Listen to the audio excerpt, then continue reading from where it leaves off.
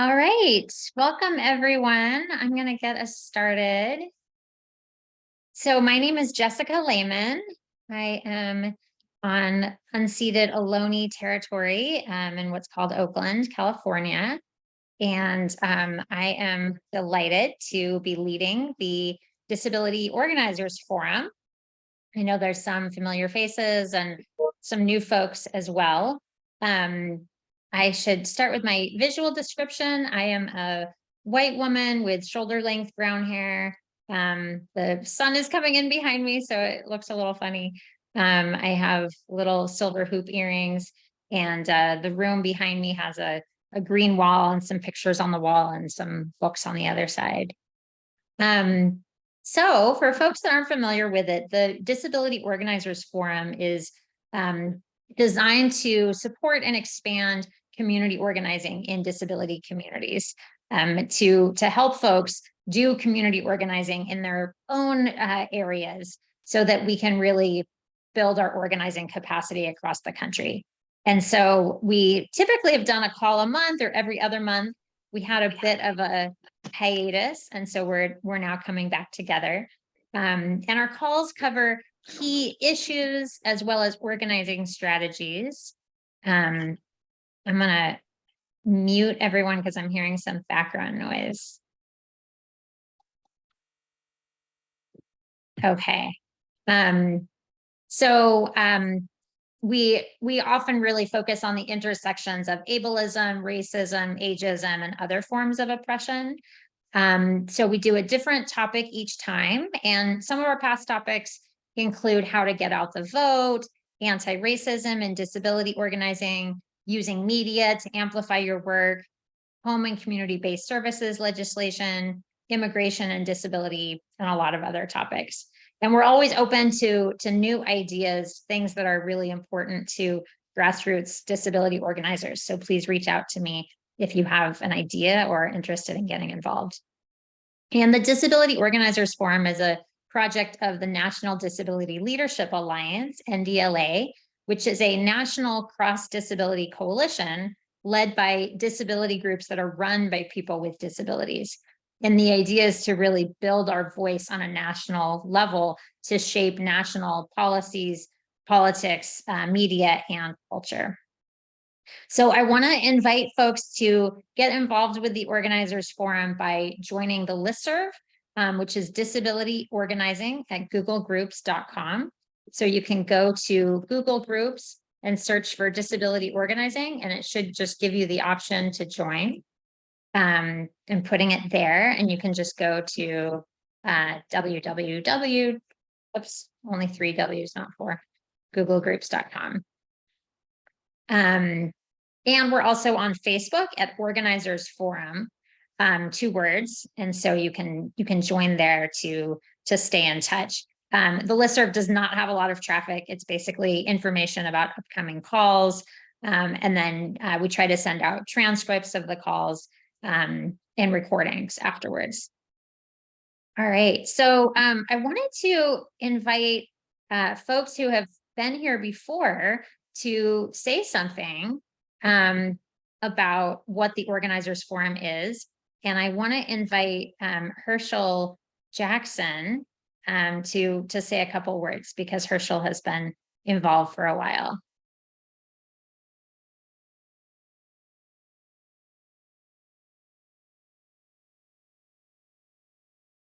Yes, hello everyone. My name is Herschel Jackson, and I've been involved in my area in Illinois for quite a while, for servicing different individuals within the community.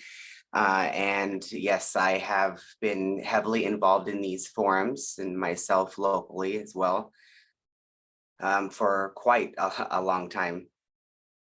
I have, in my experience, learned a lot so far related to the different states and chapters and organizations, coalitions that are involved,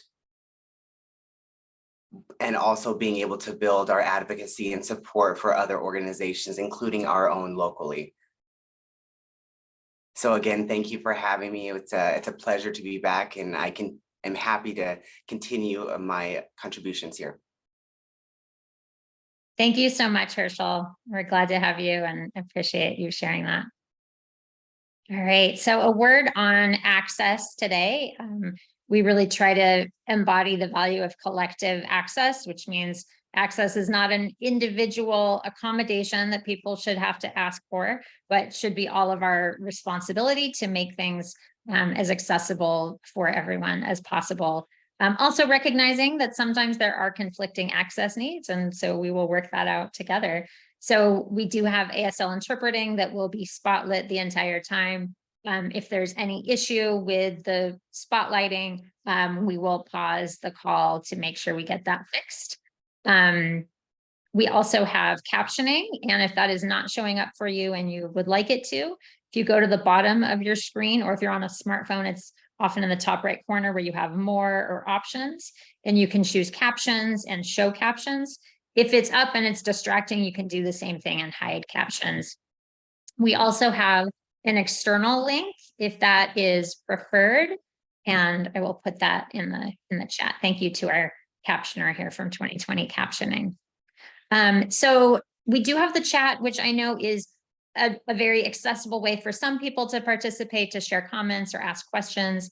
We want feedback from folks. This is really a participatory call, but it can also be distracting for folks. So use it, but use it sparingly, right? Use it for a comment or question, but we'll try to kind of keep the other comments to a minimum, if that makes sense.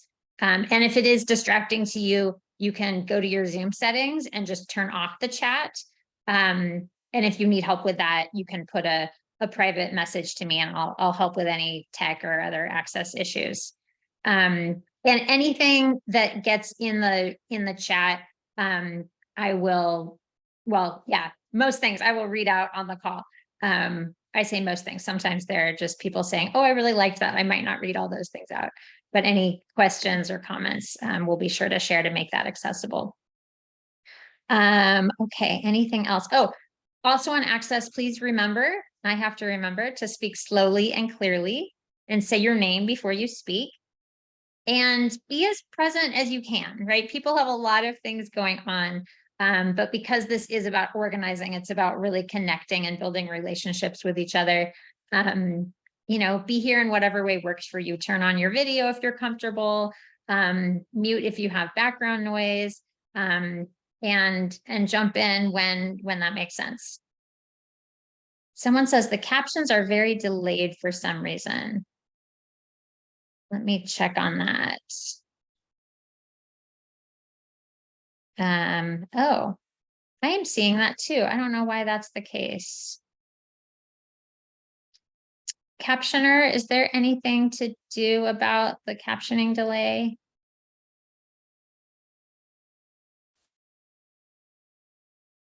Well, I wonder too, did someone try the external link? I wonder if that's better. I think that is a little bit better. So I'm going to recommend for folks that are using captions,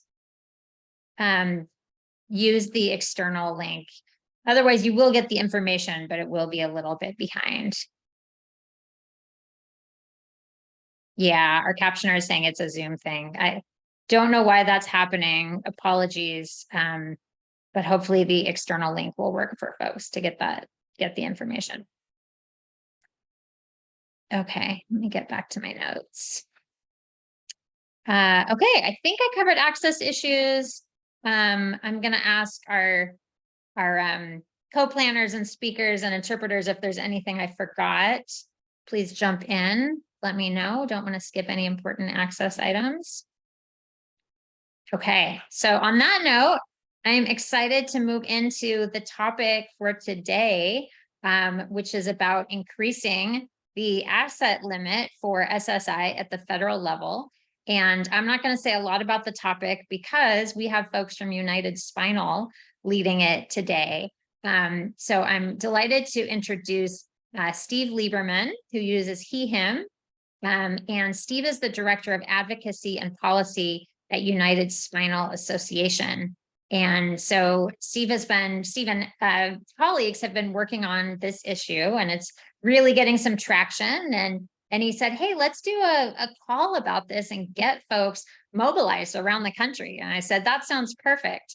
And so one of the things we really want to look at today is that this is not just another policy call, right, to learn about what's happening in Washington, D.C., but this is about how do we really connect that policy work in Washington, D.C. to what's happening at the grassroots level. And so, like I said, this is an interactive call, right? You're going to hear from Steve and others about what's happening in DC. And then we want to hear from all of you about what are you doing in your community and how can we learn from each other. And we always want to look at the impact of these policies on the most marginalized among disabled people, right? So what is the impact of the low SSI savings penalty or savings limit on Black, Indigenous people of color? What is the impact on women? What's the impact on queer and trans people? What are the other folks who are in your community, who you're working with, who we should really be raising the voices of on this issue? So those are some of the things that just want to put in people's head today. And on that note, I'm going to turn it over to Steve to move us into the topic. Thanks, Jessica. Hi, everybody. Good afternoon or good morning, depending on where you are. I'm Steve Learman. As Jessica said, I'm the Director of Advocacy and Policy for United Spinal Association, and a visual description. I am a white man with dark hair. I'm sitting in my home office. I have two doors behind me, one on either side. And I'm wearing a dark pullover sweater. This is an incredibly important and timely topic for us to be talking about. We are very close to getting something done here, and it really is only going to just take, one hard shove, I think, from our community to get something meaningful passed for the first time in a generation. And just to back up for a second, United Spinal Association has been around for over 75 years. We represent over 5.5 million wheelchair users around the country. We have grassroots advocates, over 2,000 of them, all across the country in all 50 states, in 99% of all congressional districts. And, one of our core organizing principles is the fact that disability is present in every community, and we need to make sure that all of our elected officials, regardless of where they are, hear from their constituents about the disability community's priorities to make sure that we actually get them done. So, we are, as I said, we are very close. This is an issue that has gotten a lot of support from some very surprising areas of our society. In addition to all the work over decades that the disability community has been doing on this issue, there is now support from, as I said, some surprising corners, such as the Catholic Church, evangelicals, big business, big banks. It seems like everyone is mobilizing to right a wrong that has been allowed to continue for over 30 years. And, it's really going to take, our organizing now, as the bill's sponsors have told us they're trying to get this done, hopefully just in the next few months, if possible, if they can get enough support for it and include this in the right bill that's going to pass. We have a real shot at doing this. So, what I'm going to do now is I'm going to include a couple of things in the chat. The first is the action alert that I'd like each of us to send to our members of Congress on this issue while we're on the call. And I'm going to be able to track how many people how many people send this while we're on the call, and we can look at the numbers as they move in real time. The second is, if folks are interested in the work that United Spinal is doing and want to participate with us, I'm also including a link to join our grassroots advocacy network. In doing so, you'll get emails on action alerts like this, as well as reminders for our monthly advocacy live calls and information on many other advocacy opportunities that we do. I think a lot of times national disability organizations focus maybe a bit too much on the policy side and not enough on the organizing side. And, one thing that we really pride ourselves on doing is making sure that we are focused on the organizing side. We are focused on engaging our advocates across the country, because without you, none of this is going to be possible. And Steve, thank you so much for sharing that action alert. For folks for whom the chat is not accessible, if you go to unitedspinal.org and then in the menu, choose advocacy and choose take action, and then you'll see an action alert for the SSI Savings Penalty Elimination Act. Okay, back to you, Steve. Thanks, Jessica. Now I'm going to turn things over to my colleague, Ken Keyser, to talk a little bit more about the bill and what it's going to do. Thanks, Steve. And thanks all of you for your work and grassroots work, your advocacy work on behalf of the disability community. And I'm sorry, pause for 1 second. I just realized we didn't have you spotlighted. Okay, go ahead.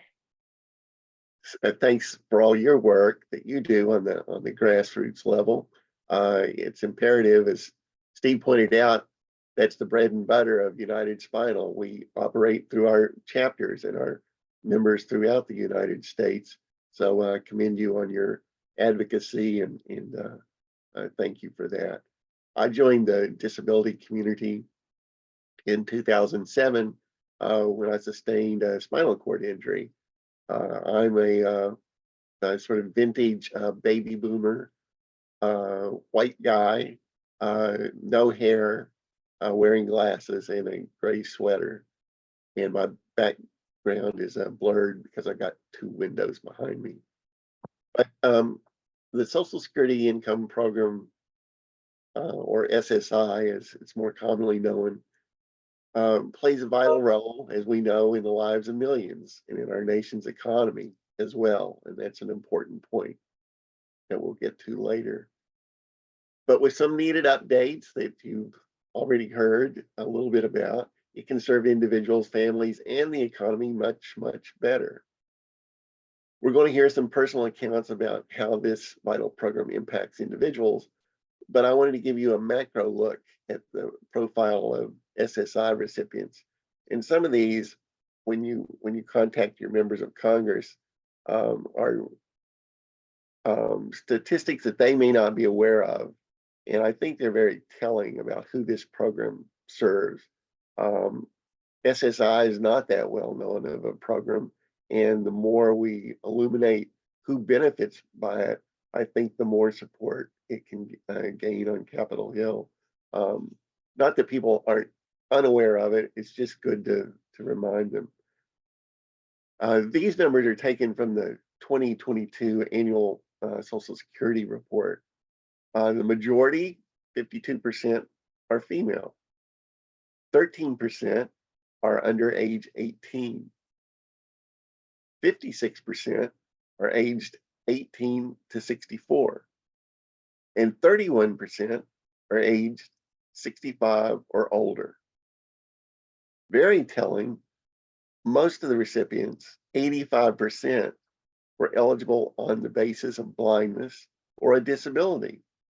For 57% of SSI recipients, they have no other income other than the SSI monthly payment. 57% have no other income other than the SSI payment. Very telling.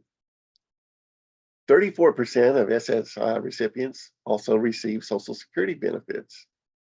And of those with disabilities, and I think this is a key point, 325,000 recipients were working in December 2022. So 325,000 were gainfully employed. The average monthly benefit is about $585, $585 a month.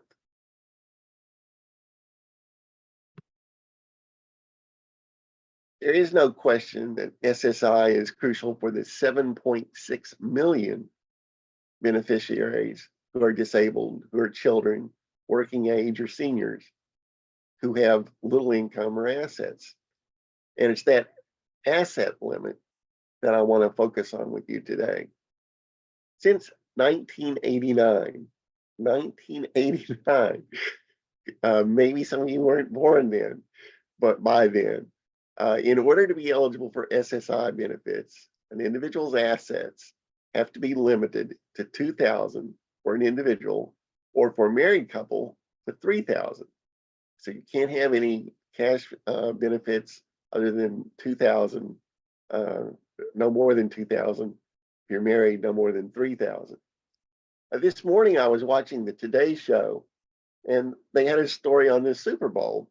And what caught my attention was that the average price for a ticket to the game was over $12,000 a ticket. Over $12,000, that's the average cost. But in 1989, the average Super Bowl ticket was $100. In 2024, the average ticket is over $12,000. But since 1989, for over 30 years, the SSI program, that lifeline for so many of us, has not changed the limits on how much SSI beneficiaries can save. It's still $2,000, and if you're married, $3,000. And that's why United Spinal supports the bill that Steve referenced earlier, the SSI Savings Penalty Elimination Act. Now, importantly, that was introduced in the House of Representatives by an interesting group of members. Brian Higgins from the state of New York, who's a Democrat. Brian Fitzpatrick from the Commonwealth of Pennsylvania, who's a Republican. And in the Senate, it was introduced by Sherrod Brown, a Democrat from Ohio, and Senator Bill Casey, a Republican from Louisiana, along with Bob Casey, who is a Pennsylvania Democrat, and Senator Susan Collins, a Republican from Maine, Ron Wyden, a Democrat from Oregon, and James Langford, a Republican from Oklahoma. That bipartisanship is extremely rare. And it is a good sign, as Steve was referencing earlier, that this bipartisan support means the bill ought to be able to start moving and move quickly, because that's always a stumbling block. It's in both houses, this bill is, and both sides of the aisle are supporting it. And so, as Steve suggested, the time is now for us to act.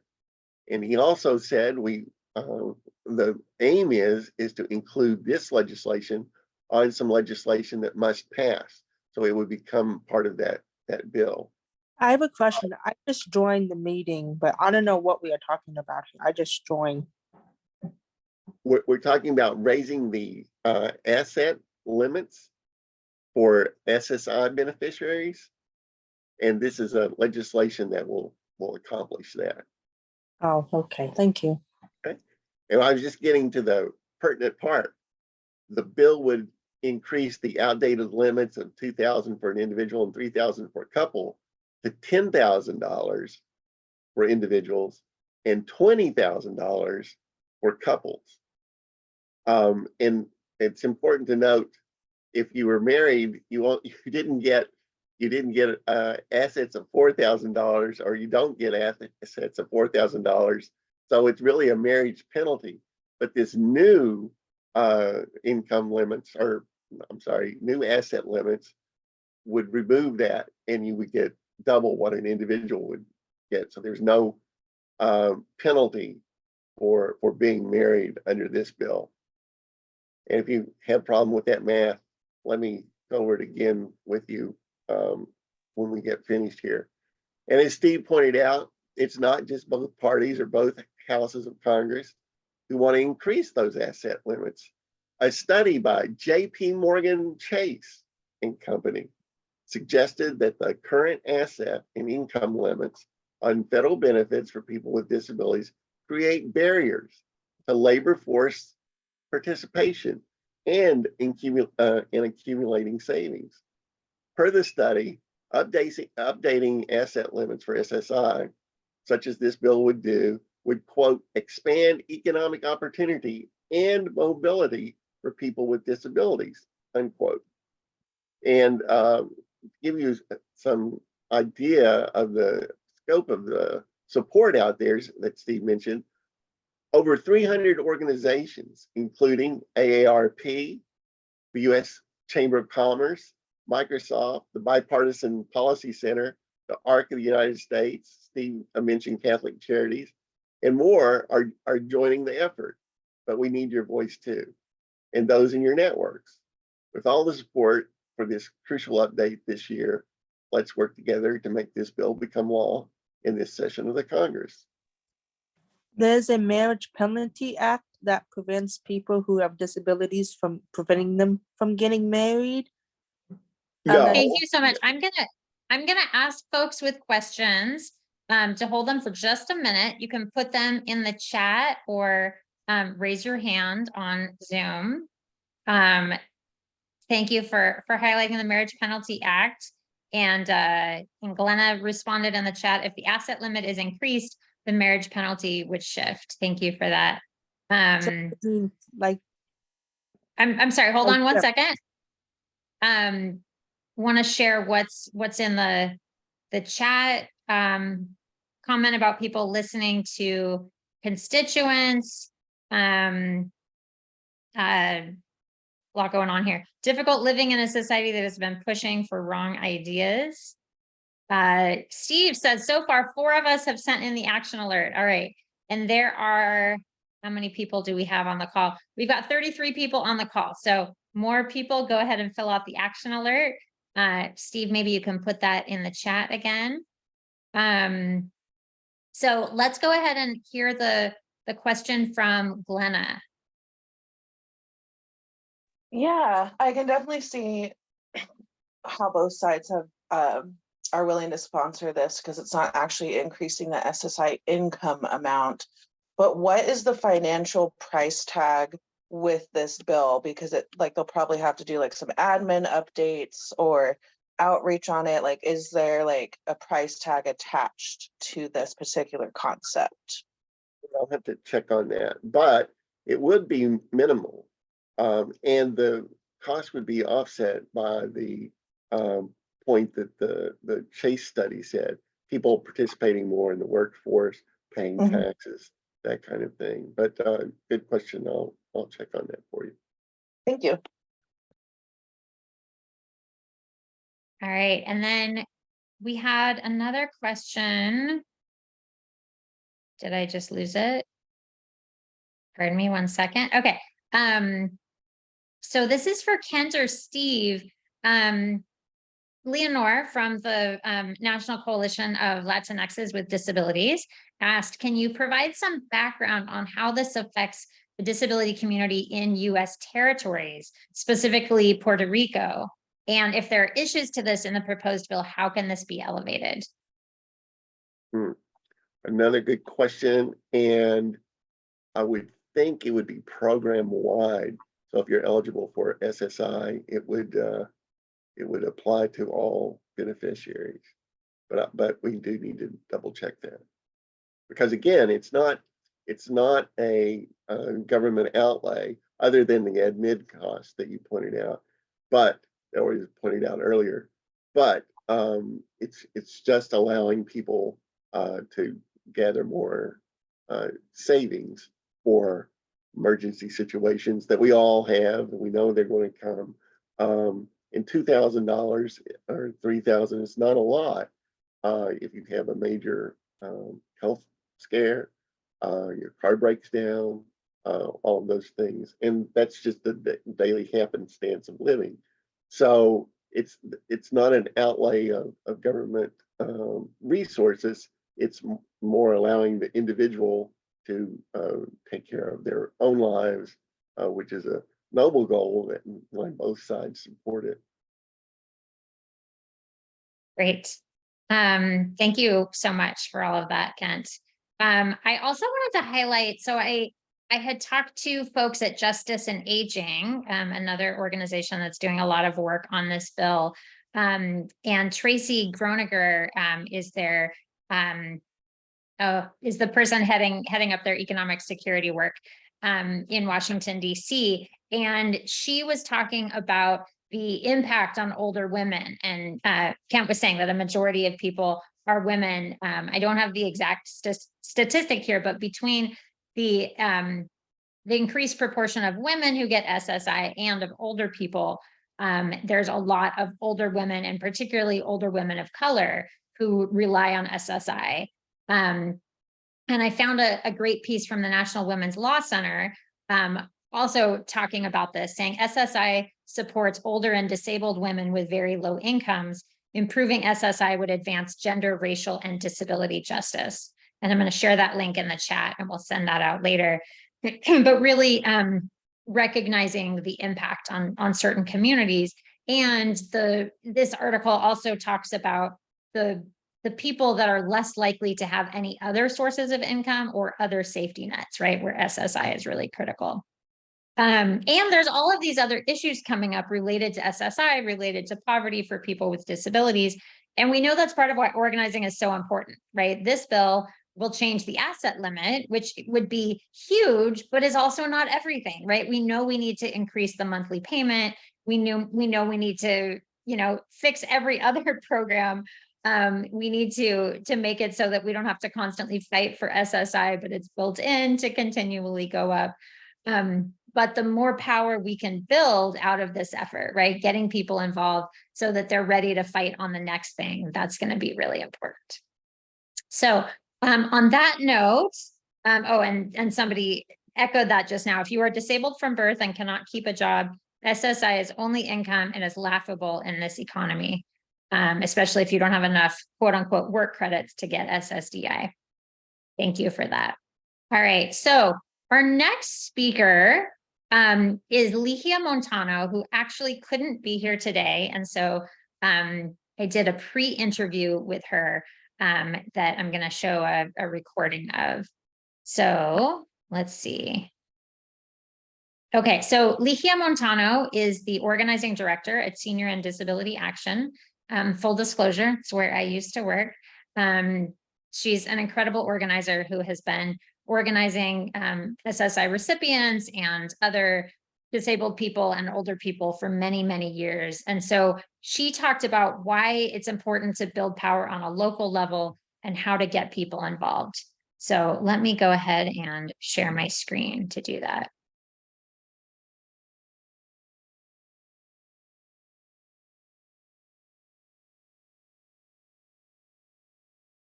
Apologies for the delay.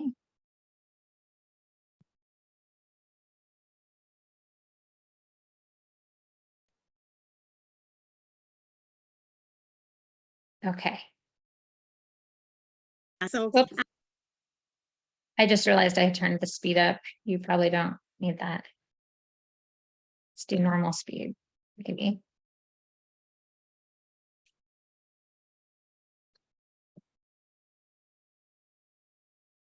Is it just me, or is tech always harder when there's pressure?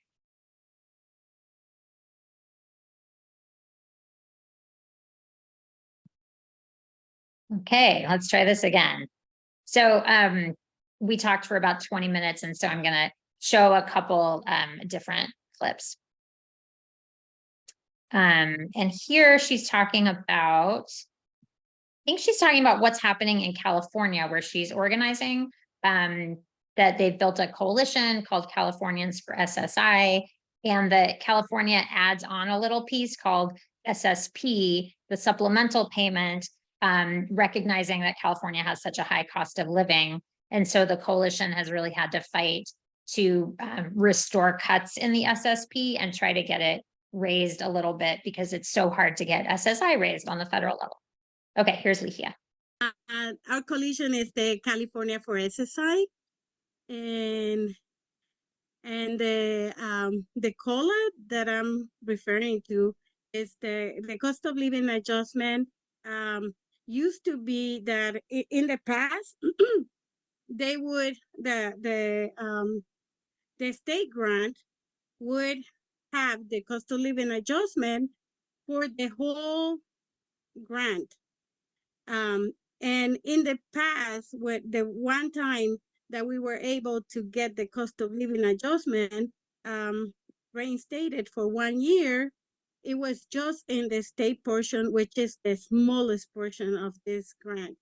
So that's why we say we don't want that diet Coke, cola. We don't want the diet cola. We want the real cola, you know, the whole sugar. So yeah, so we've been doing a lot of stuff around that. We've been having listening sessions with our members, you know, and some of the stuff that we were able to accomplish was the change in which, you know, in California recipients couldn't get the CalFresh, which is the SNAP program, you know, the food stamps. And so about 3 years ago, we were able to reverse that rule. And so now SSI recipients can receive, you know, food stamps. And so that was a good victory for us. And that was basically our members coming and talking to legislators and saying what they need.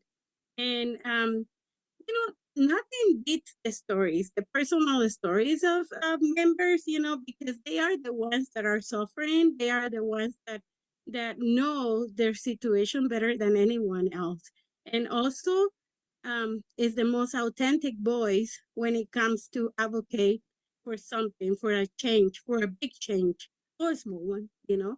So this is why for us it's really important to, you know, do organizing, because we know that it's only through organizing that we are able to move legislators into doing the right thing. So how do we reach? Yeah. Okay, I'm going to pause there for a second. And there was a point later where Ligia and I were talking, and you know, it's that fine balance when we tell our stories, and that we know that legislators are so quick to feel pity for people with disabilities, and none of us want that. And so she said something about telling stories of how hard it is, but not to feel sorry for us, of saying, here's what you need to do, right? And making sure that focus is on, here's what we're asking, that we can get this fixed, as a way to counteract that. Okay, I'm going to skip ahead a little bit and hear from Ligia a little bit more. Involved in this on the asset limit, and also in Oop.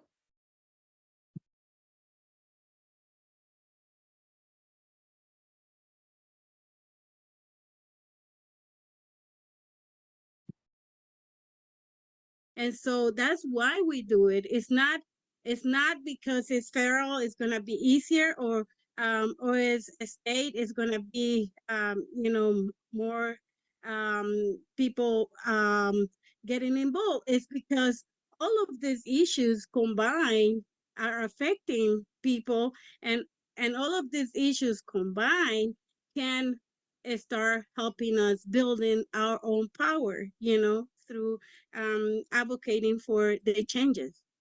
So you're saying somebody may get involved because they really care about this SSI asset limit, and then that gives them experience and helps them develop their leadership?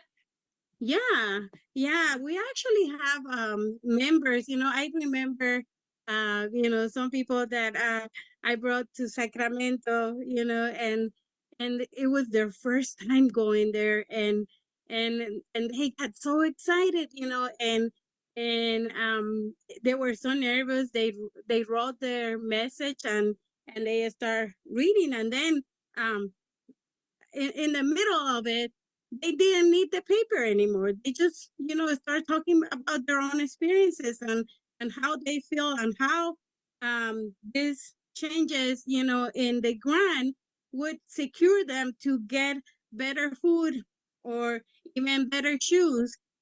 We had a lot of people that, in the Latinx community, we had a lot of people that are um, uh, experiencing diabetes, for instance, and they need good shoes and they need better diet.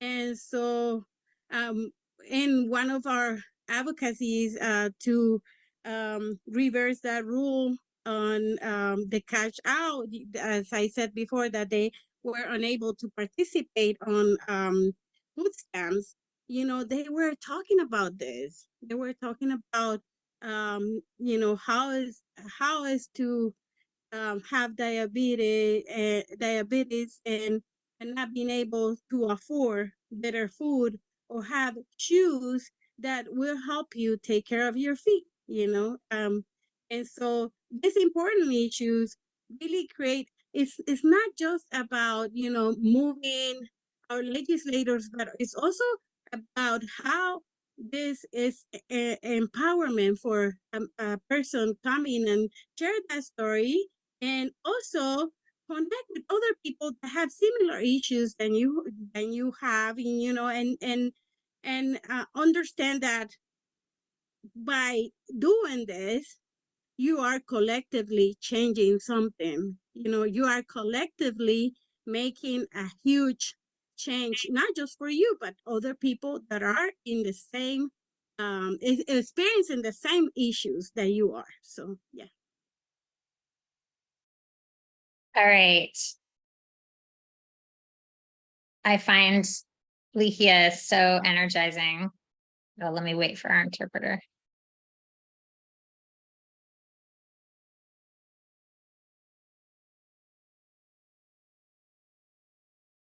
Kat or M, which of you is up for interpreting?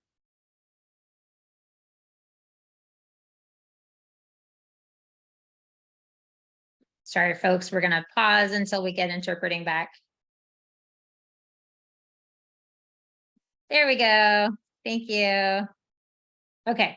I was saying I find Lihia so energizing. I could listen to her talk for a while. All right, we have a comment in the chat from Terry Guy. As a community partner work incentive coordinator, more folks with disabilities want to work or contribute, but they don't know how to do that safely. Ticket to Work is a huge assist. It is and must be a whole life approach for protection and survival. Benefits counseling is paramount. It's a matter of survival for beneficiaries and their families. Yeah, and it's harder and harder, it seems like, to find folks who do benefits counseling and making sure people have access to information about all the programs that are out there is challenging. All right, so I'm excited that we have one more speaker, and then we'll do some more Q&A, and we'll do breakout rooms so everybody gets a chance to talk with each other. So I am delighted to introduce Robert Copeland, and let me pull up Robert on the screen. All right, so Robert uses he and him. He is a disability rights activist, a member of Dogfight, which stands for Disability Organizing Group for Initiating Total Equality. Who loves that acronym? They work in Sacramento, and he's also part of the Sacramento Homeless Organizing Committee and a recipient of SSI. So welcome, Robert, and thanks for joining us to talk a little bit today. So I wanted to start by asking you, why is it important to you to come together with other disabled people? Well, I think we should more people, more power. We're not going to get anything done if we got 1, 2, 3 people advocate. We need a whole mass movement. Yeah. And what kind of actions do you take when you're doing community organizing? I'm in several other groups also that's not listed. Yeah. I work on housing issues. single payer issues, transportation issues. Yeah, there's a lot. What kind of actions do you take though? Like, what do you do to take action? Heck, when California for SSI coalition goes to the Capitol, I'm one of the people that got to go to the Capitol and testify at hearings. Last week we had our lobby day. We talked to 6 members of either the state senate or the state senate or Governor Brown's staff. And we got another lobby visit tomorrow. Nice. And why is it important to you to change the asset limit for SSI? Several reasons. One, if you have to move, you're not going to be able to pay for rent and a deposit with only $2,000, plus all your other expenses. And I've been hit twice with this asset limits. Now I'm paying overpay because I got a Christmas gift twice for my dad, and that put me over $2,000. And so if you could save money, if the asset limit were higher, what would you save for? Several things. Go on vacation every once in a while to see. Go to my nephew's wedding next year or this year. That's one. Save up money for if anything breaks down. You got to replace either a couch, your bed. I'm not talking sports cars or anything. I'm talking about necessities. Yeah, absolutely. Thank you for that. And so what would you tell people who receive SSI about why they should get involved? Why they should get involved? They're not going to be get out of the poverty level if they don't get involved. Because right now, California, somebody on SSI, all 1.1 million of us are at 94% of the federal poverty if you're single, barely above poverty if you're married. But so many people say Washington, D.C. feels so far away. They don't listen to us. We're never going to get anything done. Why bother? What do you say to those people? Well, That may be true. I think we should change the people in Congress to get people to work for us and not the big corporations. But you clearly still think it's worth trying, that we can do something. If we don't try and give up, nothing happens. Yeah. And how do you think organizers can go out and find people on SSI? Well, there's several ways. Social media, go to the senior centers, go to the regional centers if you got a development disability, go to Meals on Wheels, which serves a lot of seniors on SSI. Talk to the people in your own apartment complex like I do. They know what I do, at least some of them. We got a lot of people with disabilities in my apartment complex because I'm in a low-income apartment complex. I love that you said that, just people know. And, you know, Likia also was talking about going out. I think she was talking about going to some kind of like festival or resource fair or something and just talking to people. And she said, you start talking and people say, oh yeah, I'm on SSI, right? And it sounds like you do kind of the same thing as you're just talking to people and it comes up and you find people that way. Yeah, sometimes, but I do that more for housing though, than SSI. But you could do it on all the All of issues. it. Great. Anything else you want to? I don't see why more people are not involved. Yeah. Anything else you want to tell people here today? Yes, I only learned about this meeting last week at our lobby visits. I'm sorry, can you say that again? I said, I only knew about this meeting last week when we had our lobby visits. So we have to get the word out more. Yes. Sounds good. One of the people on Justice and Aging mentioned it. I said, I'm volunteering. Good, good. Well, thank you so much, Robert. We're really glad to have you. I'm going to keep you up, and I'm going to bring up Steve and Kent, and I'm going to invite Steve to wrap up this portion if you want to make some more comments, and then if you can lead our Q&A. Sure. Thanks, Jessica. Yeah, I mean, we've heard, I think, clearly how important this is to so many folks. And, you know, it's clear that there's a lot of energy out there to get this done, because a lot of folks are hurting and have been hurting for way, way, way too long. We now have an opportunity to make a meaningful and long overdue update to SSI's asset limits that will allow folks to be able to save and be able to afford to do things that right now they're not able to do because this hasn't been updated in so long.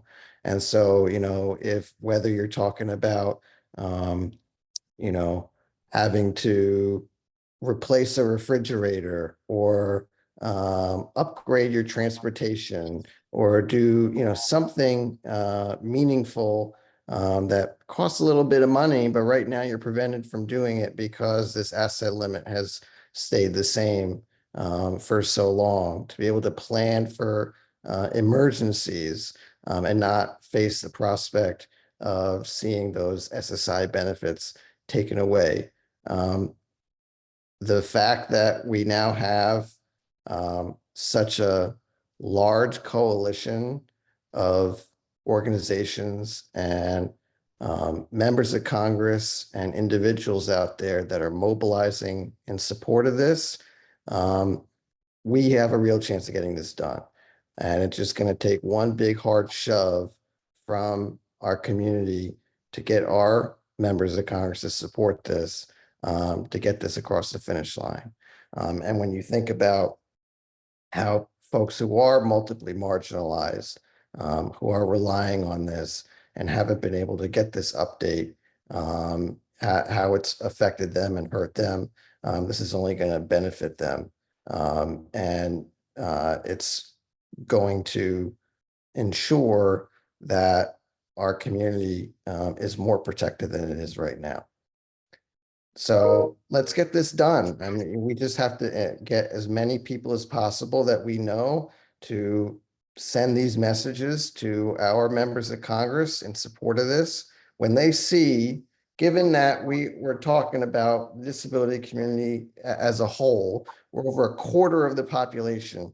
And in my opinion, when it comes to doing the things that we need to do for advocacy, what I call the three legs of the stool: emails, phone calls, meetings. Those are the meaningful interactions that our members of Congress look for when they're trying to figure out, what do we support? What are we going to sign on to? What are the letters we're going to sign on to? The bills we're going to sign on to? They look for emails, phone calls, and meetings. And if we're not doing enough of those, given that we're a quarter of the population, there's a problem. So we need to engage everybody from the community to start doing these very, very meaningful things. And it's not going to take a whole lot of your time. But if we start sending in these messages to our members of Congress in the numbers that I know we can do, then we're going to start seeing progress on a whole lot of things that have been lingering out there for far too long. Thanks so much, Steve. Lyra Fox put in the chat, always one emergency away from substantial debt that keeps adding up. Thank you for that. And Cassie Hazlip, apologies if I didn't get the last name right, has a question. Can someone explain how the $10,000 and $20,000 amounts were established? I'm concerned it's still not enough money, but I imagine concessions were made at some point.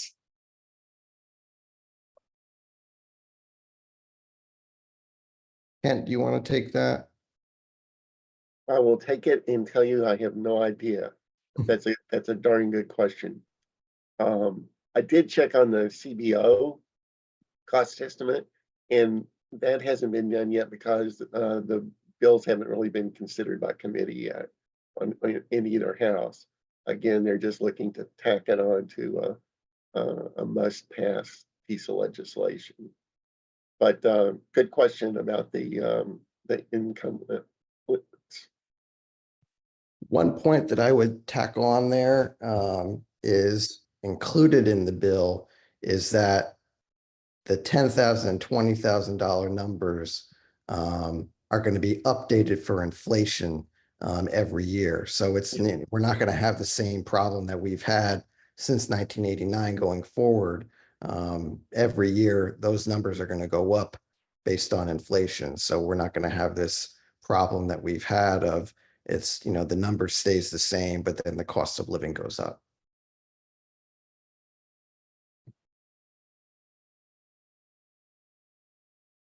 All right, other questions? I think we have time for a couple comments as well. Oh, here's another question in the chat from Cheryl. And I see Constance Addy raised their hand, so we'll take you next. So Cheryl says, does this bill do anything to reduce penalties for unearned income, such as if a family member assists with your rent payments? No, it doesn't. And I'll just add on, but that's why we're organizing, right? Oh, Steve was going there. That's the next step. Income is next. Asset limits first, though. Awesome. Thank you. Okay. Is it Constance or do you go by Addie? There we go. I do go by Addie. This is my first time on one of these calls, so I'll just do a quick description. I'm a white female wearing glasses and a pink shirt. Behind me is a black background with my business logo, Access Raw, Home of Strides on it. I am a person with a permanent disability. I use a wheelchair. And I do also have my own business. As far as my question/comment, I was just speaking to a contact of mine about SSI asset and income limits the other day. She has her own podcast, and we were considering doing a session about it in the coming weeks. And while I do support this kind of legislation to update the asset limits and eventually, as Mr. Steve was saying, the income limits, personally, I hope there comes a day where there's not only instead of just simply increasing limits, that we completely rearrange the way SSI eligibility is determined. And what I mean by that is I hope that there comes a day where we base it not on income numbers such as, $1,200, which is the income limit per month around here, or 2,000 asset dollar limit, but more based on what are your circumstances? Did you wear disability permanent or not? Because to me it seems like it doesn't an income limit shouldn't be the deciding factor, because really and truly your SSI access also affects your medical insurance access, which for me, even if my business does really well in the coming years, I would have to make millions of dollars per year to be able to pay for the surgeries I need without medical insurance. And the same applies to pretty much anyone with a severe disability. So therein lies the issue.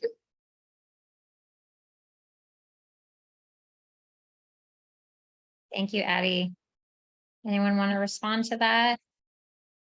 Well, first, let me just say, I don't know if you designed your logo, but if you did, I think you're going to be extremely successful, because it's one of the coolest logos I've seen in a long while.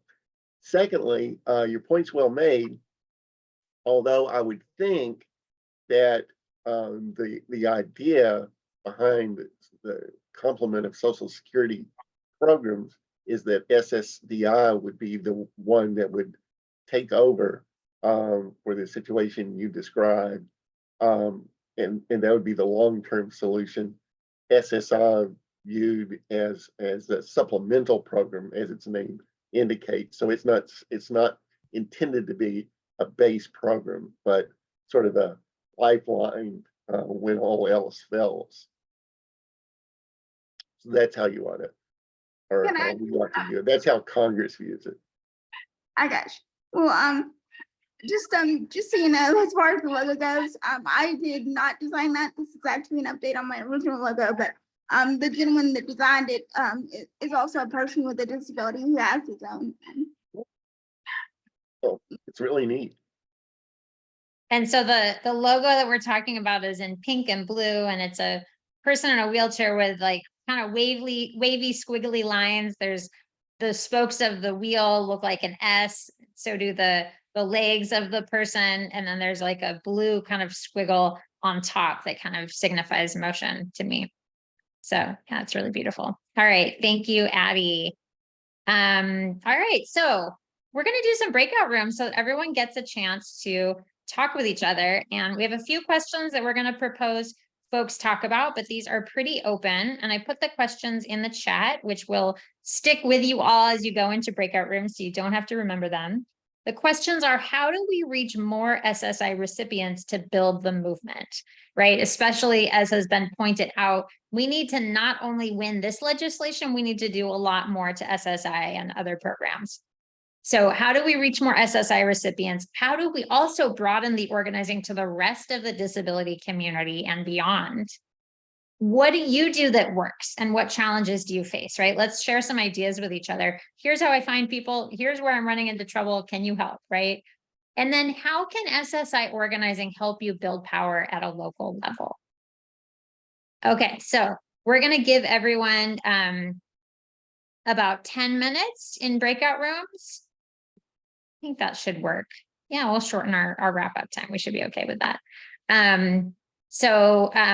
I have our interpreters in room 1.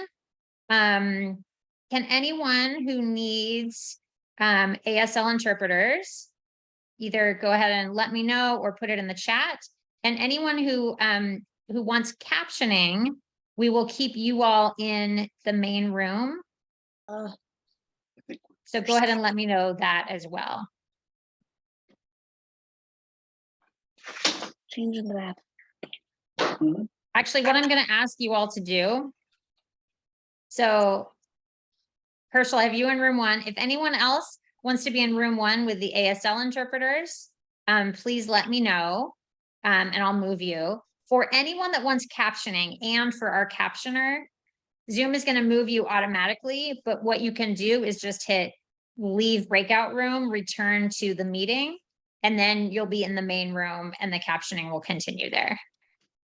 I think, as I said that, I should probably can't keep our captioner out of the room altogether.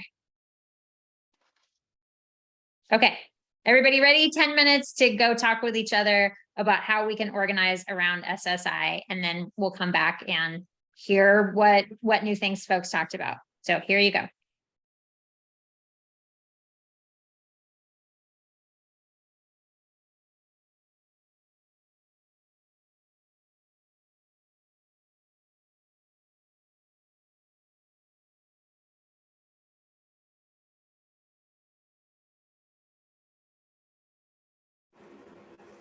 Welcome back, folks.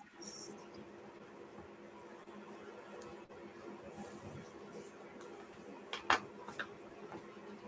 right, we have some background noise. Let's figure this out. Let me mute everybody. Okay, got rid of that background noise.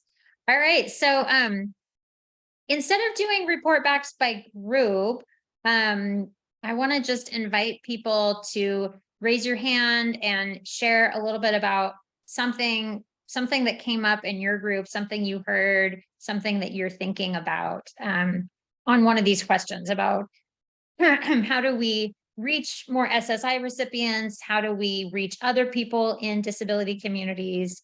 What do you do that works? And how can we organize around SSI to build power at the local level? So who would like to speak?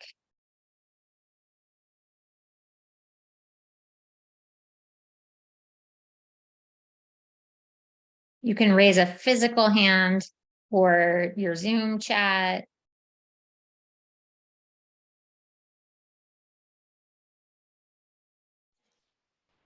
Oh my gosh, you all did talk in breakout rooms, right? Anna, your go friends. ahead. Tell your friends. Tell your friends. Just tell your friends. I have two phones here. One's mine, one's my husband's. While you guys were on the phone, I texted my buddy, told him to go on United Spinal and do the drop down and send a message, sign a petition, send it. Just tell your friends. And we Love it. talked also, Anna, remember your good idea about Oh, wait, the who's this? Who's talking? Kent. Oh, Sorry, Kent. Kent. Yeah. No, that's fine. Let me bring you up. But Anna had a good lead on churches. And so church members, they were very supportive of her. It was your neighbor's Yeah, family member, right? this is almost done. So churches are definitely good. I had Yeah. another, here goes another friend that just sent it through. Now, she's not spinal cord, but she's a friend. So I she love just it. sent it through. She sent me a text.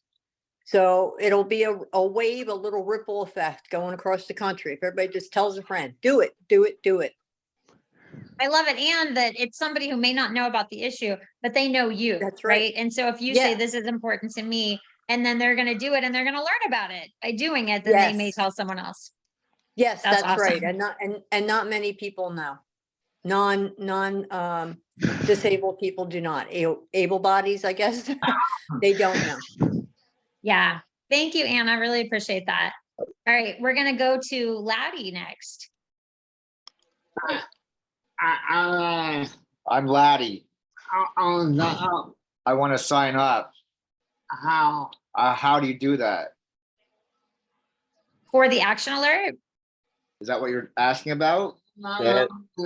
He wants to get connected with more of these meetings.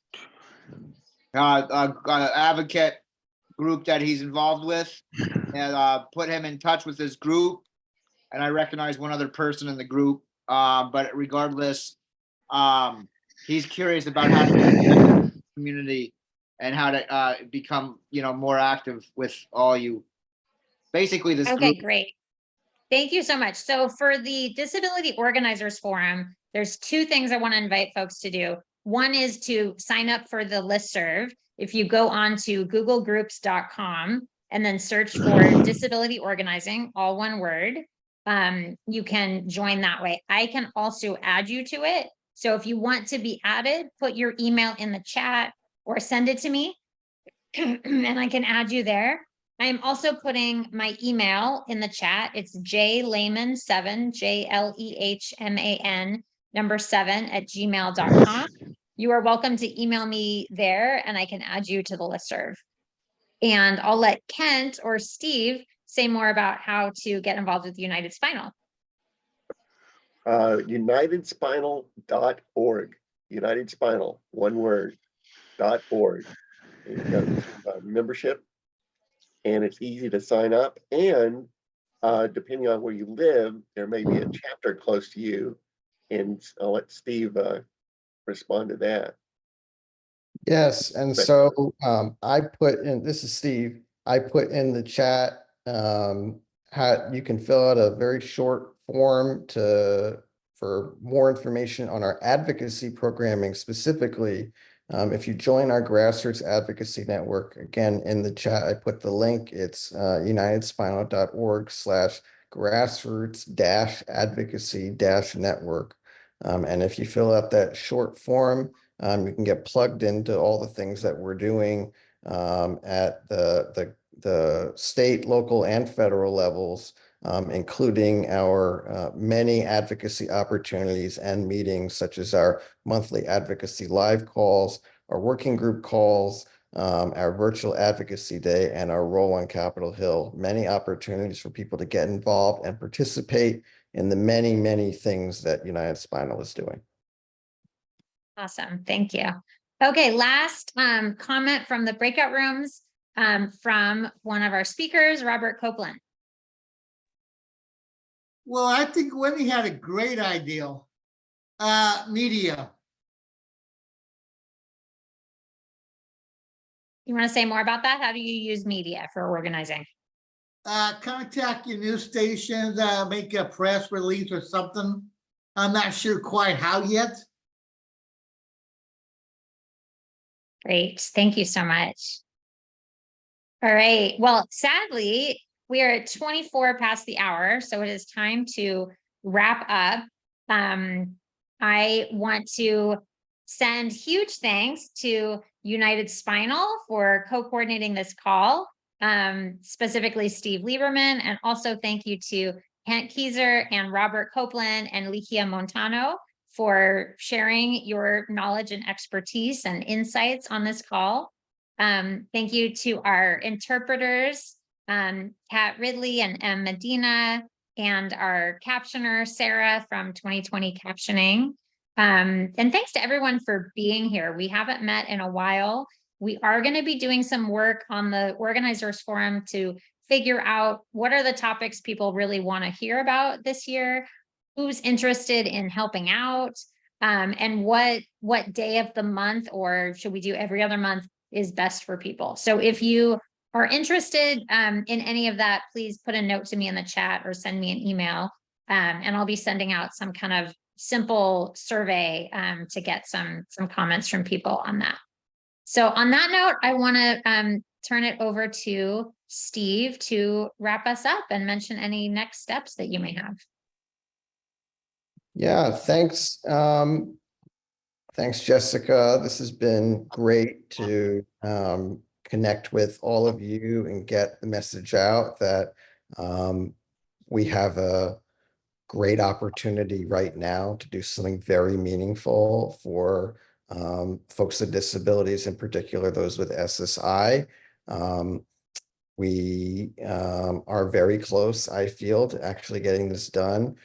If we can get as many people as possible to send in these messages and get involved and engaged, not just here, this can just be the beginning, but we can, by mobilizing and coming together in the numbers that I know we have across the country, we can accomplish a whole lot more if we just get organized and mobilized across the country. So please continue to be involved. I've put information about joining United Spinal in the chat. Our grassroots advocacy network, again, we have over 2,000 grassroots advocates around the country. And we're advocating on many, many different things, SSI and many other things throughout this year and beyond. Please reach out to folks in your networks. It can be a colleague, a friend, a family member, anybody that cares about these issues. We need as many people as we can to get involved and participate. Because when we do that, when we all, work together and we can make one big push, we can get things done. A lot of things that many of us might think could never get done, could very much get done. So thank you, everybody, and hope to see you in the future. And Steve, before you go, what's the latest on how many people have filled out the action alert? So we have had 9 people from this call fill out the action alert. I know we can get more. And for those folks who have already filled out the action alert, if you can just copy and paste that web page, send it around via email or via social media, spread the message around, get more folks to fill it out. Really by spreading the message and getting, see if you can get, 5 people, If you only get 5 people you know and get those people to send it to 5 people they know, then we can really make a big difference. So I did it just now between the time when I asked Steve how many people have filled it out. That's how long it takes. It takes about a minute. It's 11:28 or later for some of you in other parts of the country. Can folks do it right now? I'm gonna ask Steve to put that link in the chat one more time. That link in the chat one more time. So, and I know one person said, I want to do it later when I can put in my personal story, which is wonderful. I would urge people to do that in the next half hour before you get distracted by everything else going on in our lives. So I want to ask folks to put your hand up physically or on Zoom, or put a note in the chat, whatever is accessible to you. If you can do that action alert now or later today. I see a couple people. Can we get some more people to commit to doing it? Wonderful. Someone said it's only 9:30. Great. You have all day to do it. Someone did it an hour ago. Perfect. All right. Wonderful. On that note, I think we are set. Thank you so much to everyone. It's really wonderful to be able to take action together, and look forward to seeing you on future Organizers Forum calls. Take care and take action. Goodbye. Thanks, Steve.